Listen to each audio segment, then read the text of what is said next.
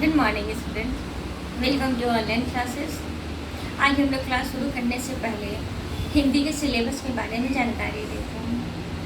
हिंदी के सिलेबस में कुछ परिवर्तन किया गया है। इसमें 30% सिलेबस को कम कर दिया गया है। आइए देखते हैं इस सिलेबस में हिंदी क्षितिज और कृतिका, काव्य और गद्य दोनों में क्या पढ़ना है, क्या नहीं पढ़ना है। देखते हैं हिंदी क्षितिज से पहले गद्य खंड से कि क्या पढ़ना है। गद्य खंड में चपला देवी की लिखी कहानी नाना साहब की पुत्री देवी मैना को भस्म कर दिया गया, ये नहीं पढ़ना है, इसे हटा दिया गया है। और महादेवी वर्मा की लिखी कहानी बचपन के दिन, इसे भी हटा दिया गया है, इसको नहीं पढ़ना है। अब हिंदी में क्षितिज से काव्य खंड में आते हैं। काव्य खंड में कबीर की साखियाँ और शबद, साखियाँ पूरा पढ़ना है और शबद में दोहा नंबर पहला एक पढ़ना है और दूसरा नहीं पढ़ना है। दूसरा रसखान के सवैया नहीं पढ़ना है, इसे हटा दिया गया है।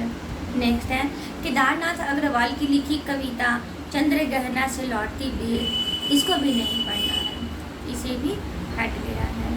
सर्वेश्वर दयाल सक्सेना की कविता मेघ आए, इसे भी हटा दिया गया है।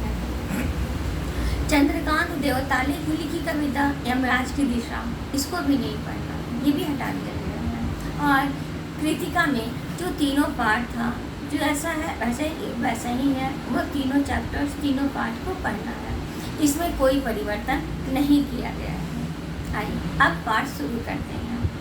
हिंदी क्षितिज का काव्य खंड से पहला साखियाँ और शबद, कबीर की लिखित कविता साखियाँ और शबद। पहले देखिए, आइए देखते हैं कबीर की जीवनी के बारे में देखते हैं।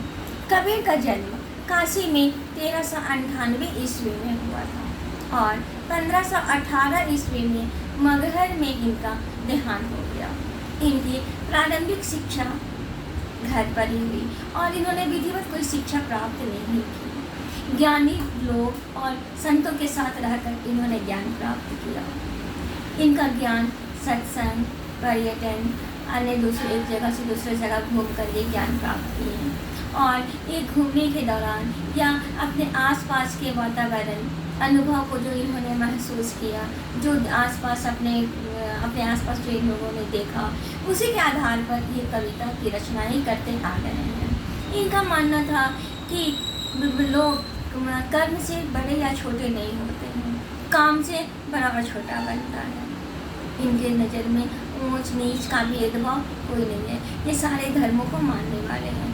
मंदिर, मस्जिद और माला फेरना आदि ये सब पाखंडी का ये विरोध करते हैं। आइए देखते हैं इनकी लिखित कविता साखियाँ। साखियाँ में इन्होंने उस समय समाज में फैले हुए बुराइयों का जमकर बुराई किया है। इसमें साखियाँ में जहाँ एक और प्रेम का गुणगान किया गया है, वहीं दूसरी तरफ इन्होंने आदर्श संत के लक्षणों के बारे में बताया है।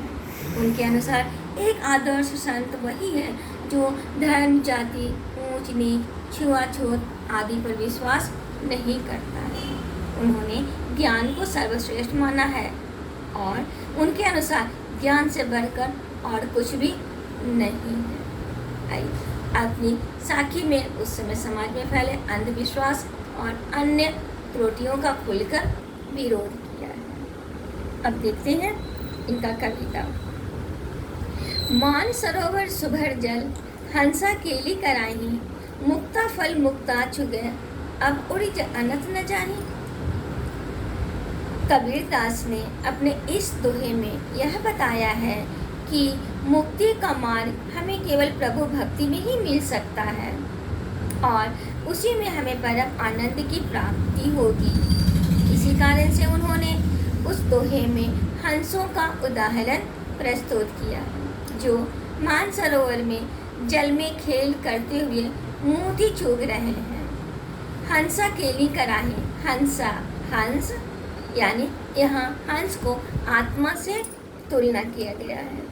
हंस वो मोती चुग रहे हैं, उस क्रीड़ा में उसे इतना आनंद, इतना खुशी हो रही है कि वो इसे छोड़कर कहीं जाना ही नहीं चाहते हैं। ठीक उसी प्रकार अगर मनुष्य भी खुद को ईश्वर की भक्ति में लीन कर ले, ईश्वर में समा जाए और परम मोक्ष का आनंद प्राप्त कर लेगा। तो फिर उसका ध्यान कहीं और भटकेगा ही नहीं। उसे प्रभु की भक्ति में मिलने वाला आनंद और कहीं नहीं मिलेगा। फिर वह प्रभु की भक्ति में ही मगन रहेगा और उस मार्ग कर छोड़कर वह कहीं जाएगा ही नहीं, क्योंकि हर मनुष्य के अंदर में ही ईश्वर का वास है। Thank you.